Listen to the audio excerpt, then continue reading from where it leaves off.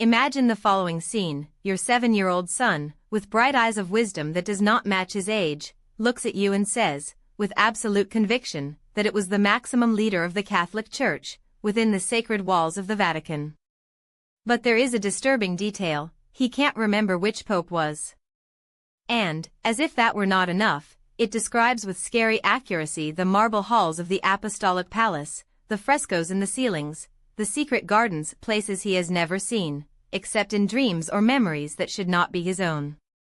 This is exactly what happened to the Ramirez family in Morelia, where the smell of newly hosted coffee mixes with the scent of the ancient colonial churches. Maria del Carmen, a teacher at a Catholic school, and Fernando, a master in the art of sculpting altarings to altars, led a simple life, based on unshakable faith.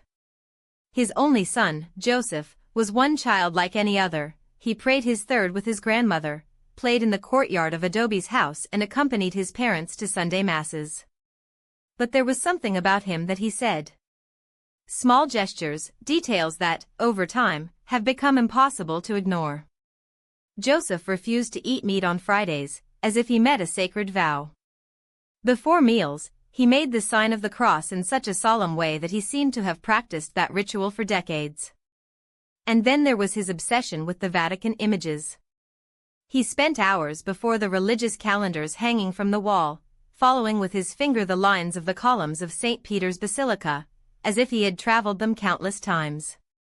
When Maria del Carmen asked the reason for that fascination, the answer was always the same, said with a chilling naturalness, "It looks like I've been there, Mom. It looks like home." Until, on the morning of October 13, 2023, everything changed. While the sound of the cathedral bells was echoing around the city, announcing another ordinary day, Maria del Carmen prepared chocolate atoll in the kitchen covered with tiles talavera. It was then that Joseph appeared in the doorway, with such a serious expression that he froze the blood in his vein. The aroma of bougainvilleas entering the window did not seem to reach it. His gaze was distant, as if he saw something beyond that moment. "Mom," he said, with a voice that, despite his tender age, carried the weight of an urgent confession, "I need to tell you something about my other lives." Maria del Carmen dropped the spoon inside the pan. The picking steam of the atoll seemed too thick, suffocating. "Your other lives, my son? What are you talking about?" Jose climbed into one of the carved wooden chairs, settling with a posture that did not match a child. It was as if, at that moment, he was no longer the little Joseph, but someone much older, about to reveal truths kept centuries ago. "Before being me," he began, with a calm that contrasting with his 7 years, "I was a lot of people. First, I was an indigenous in these same mountains, when the gleaming armor came with their crosses. I remember the smell of gunpowder, the prank of the horses, the fear when they forced us to pray in a language we didn't understand. Had imported." The tears ran down Maria del Carmen's face without her avoiding them. It was not the imagination of a boy. It was something much deeper, a memory that transcubed pain, as if those words had been torn from an open wound. "And then?" she asked, feeling that the floor opened under her feet. Jose sighed, as if he carried the burden of many existences. "Then I was born like a Spaniard. I was soldered in the wars of independence. I fought my own brothers, the indigenous people, not knowing why. It was confused, mother. In one life, I defended freedom, in another, I served the crown that overwhelmed them." He lowered his eyes to his small hands, as if the forgotten battle mark were engraved in them. Then he lifted his face, and his gaze was so intense that Maria del Carmen felt a shiver. "But life before this was different." "Different how, my love?" she asked, in a shaky voice. "I was the Pope, mother. I lived in such a large palace that marble corridors seemed to have no end. The ceilings were painted by the greatest artists ever. Soft music, and a library where books kept secrets that no one else could know." Maria del Carmen's world was turned.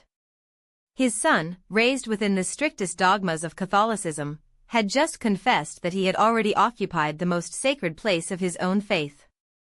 "But there's a strange thing," Joseph continued, with a shadow of anguish in his voice. As much as I try, I can't remember my name then. I don't know what century I lived. I only know that I carried a weight, as if the future of millions of people depended on my decisions. The following days were a facade of normality.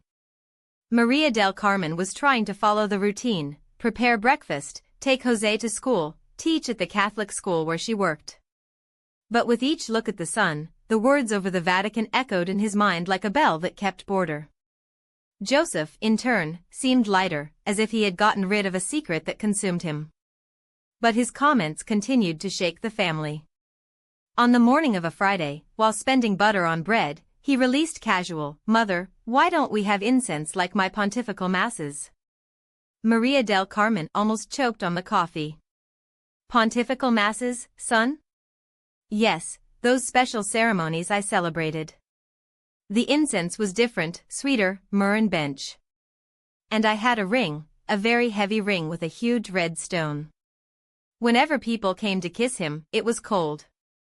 Fernando, who until then watched everything with skepticism, dropped the newspaper on the table. "Joseph, how do you know these things?" The boy looked at him patiently, as if explaining something obvious. "Because I was the Pope, the father. The most important of all priests. The palace where I lived was bigger than all the Brunette. They had so long halls that it took minutes to cross them, and a library with books so old that they were crumbled to the touch. There were all the mysteries that the church didn't want the world to know." Her voice lowered, almost a whisper, as if she feared that those walls could repeat her words. And at that moment Maria del Carmen and Fernando understood that, true or not, their lives would never be the same. Nadia knew that, between that sea of saints and painted angels, there was a little hidden detail, an almost imperceptible mark, like a secret signature left by those who knew the secrets of those walls too much. Joseph ran his fingers over the image, as if he could feel the relief of secular paint. "Here," whispered, "I left my mark. A tiny point where sunlight beats exactly noon of the summer solstice. Only me and the master who restored the frescoes we knew." Fernando exchanged a look with Maria del Carmen. That was not the delirium of a boy. It was the memory of someone who had stepped on that holy ground not as a visitor, but as a owner. "Joseph." The voice of Maria del Carmen shivered. "How do you know these things?" He looked at them with seriousness that did not belong to his age, as if he carried the weight of centuries on the fragile shoulders. "Because I was there, Mom. Not in dreams. Not in stories. I lived there. And now, when I close my eyes, I still smell the incense burning in the chapels on Sundays. I hear the echo of the choirs singing the glory in the vaults, closed the small fists, as if fighting something invisible. Sometimes I wake up at night because I still hear the voices of the cardinals arguing in the halls. They don't know I'm listening. Or they didn't know." A thick silence fell over the kitchen. Outside, the wind moved on the leaves of the bougainvilleas, but inside that house, the air seemed stopped, as if the time itself had paused to hear. Fernando, pragmatic, tried to cling to logic. Could it be genetic memory? Something you read without realizing? Joseph shook his head categorical. "No, Dad. Genetic memory does not explain how I know the name of the cardinals that betrayed me. Nor how do I recognize the sound of the bells of the basilica when they touch a porridge funeral." His face contracted, as if an ancient pain crossed him. "I remember the weight of the tiara in my head. Of the fear of not being worthy. From the nights he prayed to her knees, asking God to show me the right way." Maria del Carmen took her hands on her face, as if she could contain the tears that threatened to fall. "My God," he murmured. "What if it's true?" Fernando did not answer. Instead It took the book again and flipped into a page with the portraits of the popes over the centuries. Without hesitation, Joseph pointed to a severe, deep-eyed face and white beard, dressed in the pontifical costumes of the 16th century. "This was me," he said without a doubt. "Pope Julius III. Ruled when Michelangelo finished the Sistine Chapel." Her finger slid to another younger portrait of tormented expression. And this was my worst enemy. He supplanted me. Stole documents, spread lies. It was because of him that many books were burned. The air got even denser. Because there, on that wooden table for time, was not a fantasizing boy.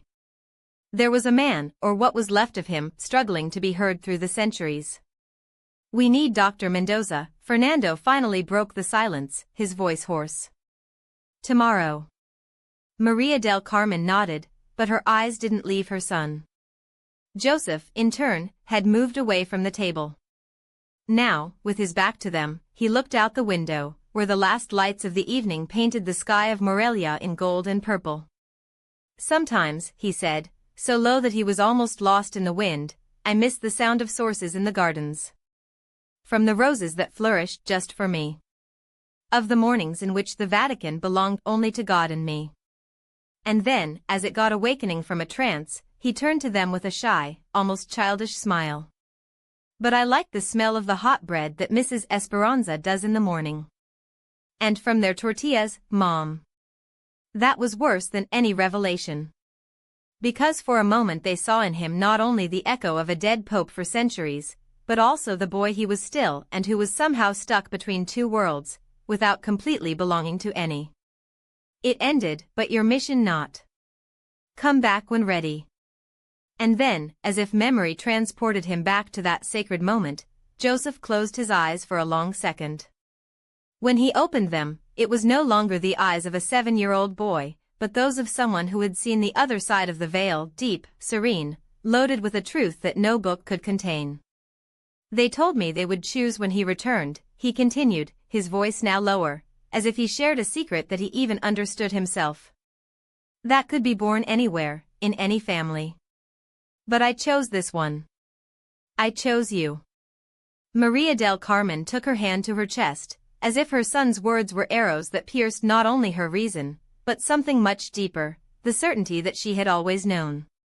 That those nights when he woke up with the muffled cry of baby Joseph, that the times he looked at the wall crucifix with an intensity that did not belong to childhood, that even the way his little hands moved by blessing bread on the table, all were fragments of a much larger story than she could have imagined.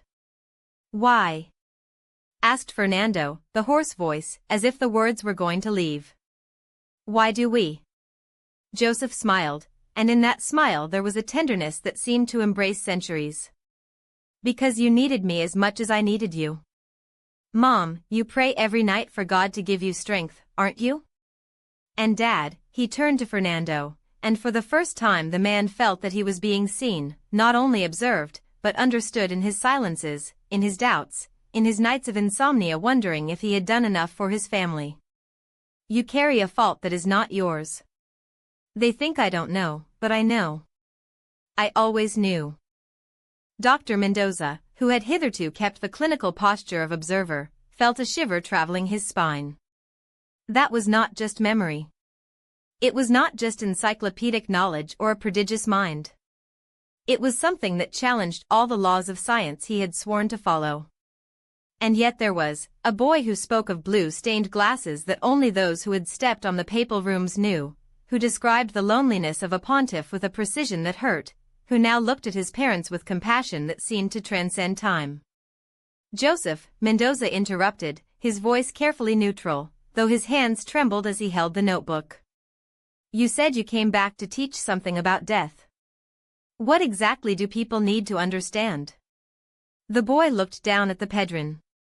Has who had organized on the floor a kind of heavenly map, perhaps, or the foundations of something that only he could see. No one dies alone, he replied, simple as that. When we leave, there is always someone waiting on the other side. It is not as they say that death is an end. It is a door. And next there, he hesitated, looking for the words. It's as if everything we love here was saved, intact, just waiting for us to remember. Mendoza felt the weight of that. Not as an abstract concept, but as a tangible truth, something that, if accepted, would change everything.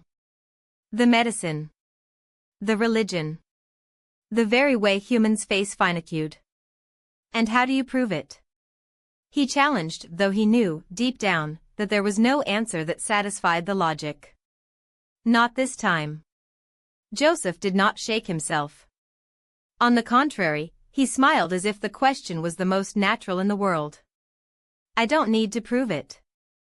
I just need to remember. He reached out, and Mendoza, against all his rational formation, let the boy touch his wrist. You know too, Doctor. Deep down, you know. We only forget when it is born again. The silence that followed was so dense that even the wind seemed to stop. Even the cathedral bells, which for centuries marked the hours in Morelia, seemed to be sorry, as if the time itself contained their breath. And then Joseph solved the stones he had organized so carefully one by one as if a temporary altar dismantled. Come on, he said, getting up and shaking the dust of his hands. My mother makes the best hot chocolate after dinner. And I think you need a little, Doctor. Mendoza followed him, stunned, while Fernando and Maria del Carmen exchanged a look that did not need words. Because suddenly they understood, it didn't matter if the world would believe it. It didn't matter if science would find an explanation or if the church would canonize or condemn it.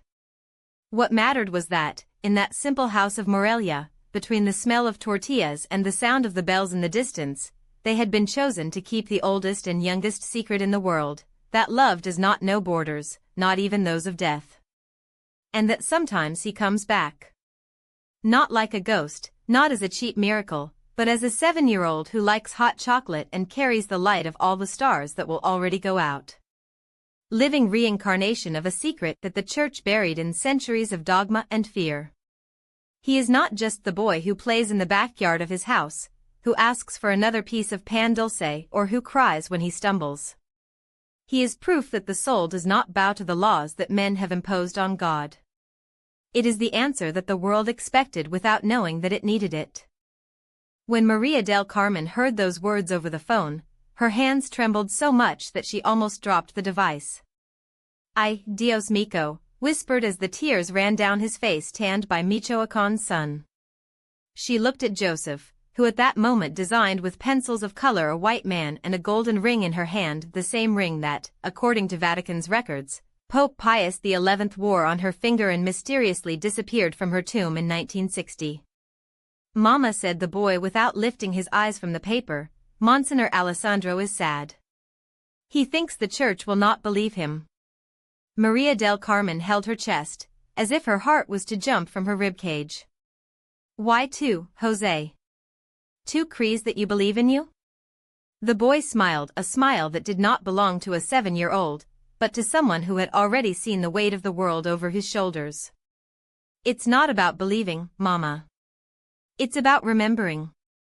And then, with a calm that creeps to the heavens, he added, they will remember. Because I will show them. Meanwhile, on the other side of the ocean, Monsignor Benedetti had not slept for 3 nights. In his office at the Vatican, surrounded by walls that kept secrets of 2 millennia, he relayed Pope Pius XI notes, the same ones that now confirmed every word of Joseph. If the church knew, he thought, passing his fingers through the spent rosary that the pontiff had given him decades earlier. But fear was a luxury that he could no longer take place. Not when that boy's voice, his voice was still echoing in his ears, Alessandro, you know it's time. The next morning, a sealed letter with the papal coat was sent to the Cardinal Secretary of State. It was not a request. It was an ultimatum. Spiritual. His Eminence, Benedetti wrote, I have in my hands irrefutable that reincarnation is not heresy, but a divine truth that our own Holy Father, Pius XI, witnessed before his death. A boy in Mexico carries his memory, his secrets, and a message that can save or destroy the faith of millions. We have no right to silence it. The answer was not long. In less than 48 hours, a Vatican delegation landed in Morelia, composed of theologians, scientists, and a cardinal sent directly by Pope Francis.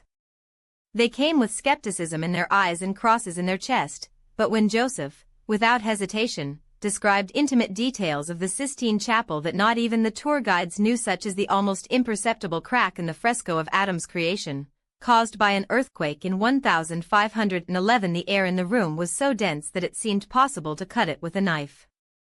It was then that Cardinal Lorenzo, an unbreakable man of faith, knelt before the boy. Not for worship, but by reverence for the mystery that revealed it. "Holiness," he murmured, "regardless of the witnesses, what do you want us to do?" Joseph spread his hand, small, with thin fingers, but with an authority that made his knees tremble. "Let the world say that God is not as small as our rules. That love does not end when the body stops." And that here his voice became firmer, as if he carried the weight of all souls who have already cried for answers. The Church must stop being afraid of the truth. Silence. A silence so deep that even the wind seemed to arrest his breath. Then Cardinal Lorenzo got up, turned to his companions and, with his voice broken by emotion, ordered, "Prepare the plain. We will take the boy to Rome. La reincarnation is heresy. But here, at this moment, before God and before the world, I confess, I lied." The words echoed through the Vatican halls as a sacred thunder. The air became so dense that even the cameras seemed to hesitate. Joseph, his eyes shining no longer with tears, but with a conviction that only those who carry centuries of real could have, squeezed the envelopes against his chest. "It wasn't for militia," he continued, his voice firmly despite his tender age. "It was because the world was not ready. The Church was not ready. But now," he looked at the cardinals, to the scientists, the millions that observed it through the screens. "Now the Holy Spirit is telling us that it is time." Cardinal Lorenzo, pale as the tunic he wore, advanced a step, as if the floor shake under his feet. "Santita," he whispered, the title escaping him before he could contain him. "Are you aware of what you are saying?" Joseph turned to him, and for the first time, it was not an 8-year-old boy looking at the man. He was a pope looking at his successor. "Yes, Eminence. I am aware that the truth, when it is finally revealed, does not ask for permission." He extended the letters to Monsignor Benedetti. "Read. Read the words of those that the Church has abandoned for fear. Of those who loved beyond death and were called heretics for it." The hands of Monsignor trembled as they untied the red cord. The first letter fell open, and the yellowish paper revealed a delicate handwriting, almost erased by time. It was dated from 1937, addressed to His Holiness Pius XI by an Italian mother who swore to have recognized her deceased daughter in the eyes of an orphan from Naples. "If God is love," she wrote, "how can you forbid us to believe that this love doesn't find a way to return?" Dr. Mendoza, hitherto skeptical, laid his hand to his forehead, as if the weight of evidence crushed him. "This is impossible. These letters have been here for almost a century. How could an 8-year-old boy know exactly where they were?" Jose did not answer. Instead, he walked to the window he gave to St. Peter's Square, where thousands of people clustered, many of them on their knees, others with their hands up in prayer. He opened the window, and the sound of the crowd broke into the room, a murmur of faith, fear, and hope. "Reincarnation is not a threat to faith," Joseph said, now speaking not only to those present, but to the whole humanity. "It is proof that God loves us so much that it gives us not one but all the chances of learning to love." He turned, and his eyes met his mother's. "Mom, you asked me once why I had to go back. It was no coincidence. It was because the world He recreated that the soul does not die. And that love," his voice embarrassed, but he has recomposed himself. "Love is the only thing we really carry with us, life after life." A sacred silence took over the room. Even the cameras seemed to contain the breath. Then Cardinal Lorenzo fell to his knees. And one by one, like waves of a sea driven by a divine wind, the others followed him. "I didn't come back talking about reincarnation because it was what they expected of me. Deep down my soul, I knew I was wrong." He knew that God's love is so vast that it is not in one existence. He approached the cameras with those black eyes shining not with the light of this world, but with the certainty of those who have seen the other side. "So I came back to scream to the world that death is not the end. To prove that some souls return when there are still promises to fulfill, when love is so great that not even eternity can contain it in one life. The silence in the room was so dense that the blood could be heard in the veins of each person present. The whole world watched in real time to the moment humanity would be forced to rethink everything he thought about life, death, and the invisible thread that unites them. The Cardinal Secretary of State, with tears sulcating his wrinkled face, advanced to Joseph and knelt before the boy. "Holy Father," his voice broke like glass, "forgive us for doubting. Forgive us to close the hearts to the truth that the Lord has returned to teach us." Joseph reached his small hands over the cardinal's silver head, with a tenderness that seemed to carry centuries of compassion. "There is nothing to forgive, my son." His voice was soft, but echoed like a bell in every soul present there. It was all part of the perfect plan. Humanity needed to be ready to receive this truth. And this moment, his eyes traveled the room, then settled in the camera's lens, as if to see through them. Each person who watched this moment is exactly now. A collective breathing seems to have been contained when he declared, "The new age of humanity officially began." It was not an ad. It was a certainty. An era in which death will be understood as a passage, not as an end. An era in which love will be recognized as the only truly eternal force, older than the stars, more powerful than time. That night, while Joseph first slept in 66 years in the papal rooms, now with a child's small body, but with the peace of those who have already ruled souls, billions of people around the globe remained agreed, stunned by the weight of what they had witnessed. It was not just proof that consciousness survives the body. It was the confirmation that love, when true, finds impossible ways to return. To finish what was unfinished. To fulfill what was promised. The Pope who returned as a boy had honored his most sacred word, to change the way humanity faces his greatest mystery forever. 5 years have passed since that day that cracked the story in Before and After. José Ramirez, now 13, has grown like any Mexican teenager, with pimples, laughter and the stubbornness typical of age, but with a wisdom in the eyes that no book could teach.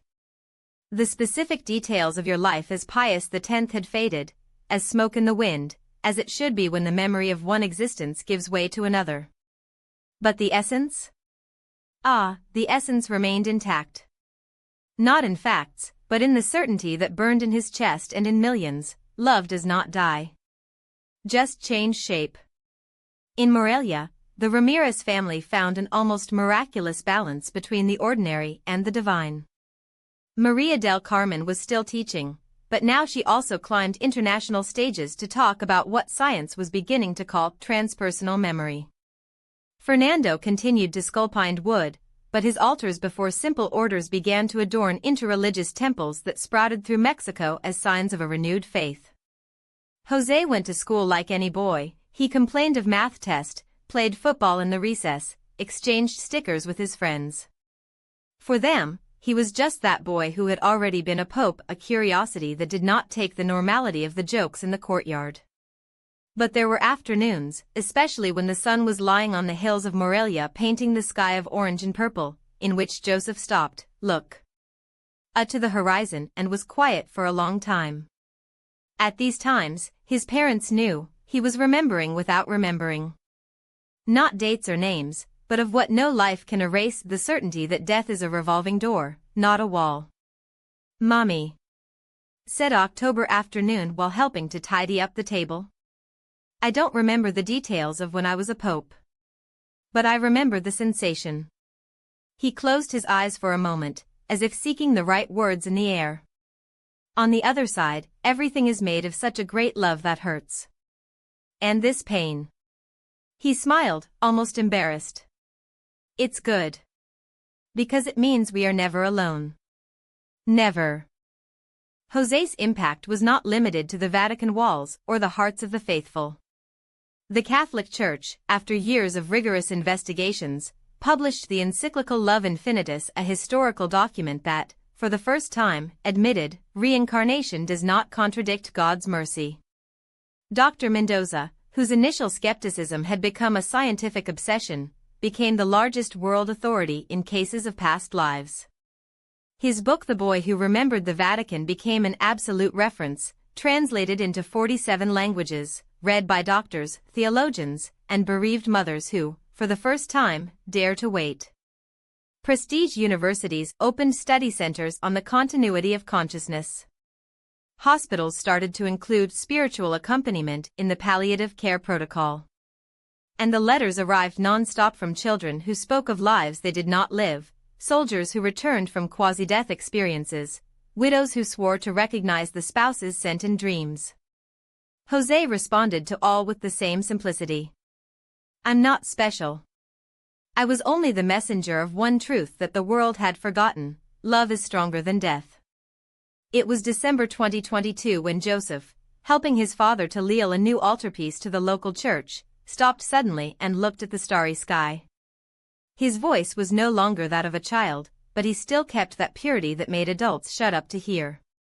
Dad. Do you know what is the most beautiful thing about it all? Fernando left Goiva aside and looked at his son. What, my son? That now people die less fear. His eyes shone with the reflected starlight. Now they know they are only exchanging home, not disappearing. Joseph smiled that smile that, even in a teenage face, still carried the sacred weight of those who have blessed crowds. I think this was the most important mission, Papa. Do not prove that reincarnation exists, but proving that love, paused, as if he chose every syllable, love never needs permission to return. The work was already complete. In the mountains of Morelia, under a starry sky that looked fabric with silver threads, the family that rewritten destinations fell asleep in peace, knowing that there were instruments of something larger than their own lives. And somewhere beyond the constellations, in that luminous garden that Joseph still felt like an echo in memory, where each sheet, each petal, every sigh of the wind radiated his own light, other souls prepared his returns, inspired by the story of the Pope who returned boy to prove that love does not know end. José Ramirez's journey had transcended books and legends. It became, above all, a lighthouse. A lighthouse for those who still seek, on darker nights, the certainty that those we love do not go out, just change shape. That love does not bow before borders, not even before the last of them. And for those who still hesitate, for those who require evidence where faith only fits, Joseph had left as simple as unshakable: love is not proved, one lives. It is not explained, feels. You do not need permission to exist, only open hearts to receive it. If this story has touched something on you, don't keep it just for you. Share with someone who needs to remember that love has no tomb, has no goodbye. Leave it in the comments if you already felt, in an unexpected aroma, in a dream too living, in a heat in your chest without explanation, the presence of those who departed but never really gone. Subscribe to receive more reports that show us how the greatest mysteries in the universe are actually made of the same matter, of the purest things, love and hope. Because, in the end, how Joseph taught us with his life and his return, the only eternity that really matters is this: the infinite ability of the human heart to love beyond time, beyond space, beyond even death itself. And this, no skeptical, no science, no doubt can ever erase.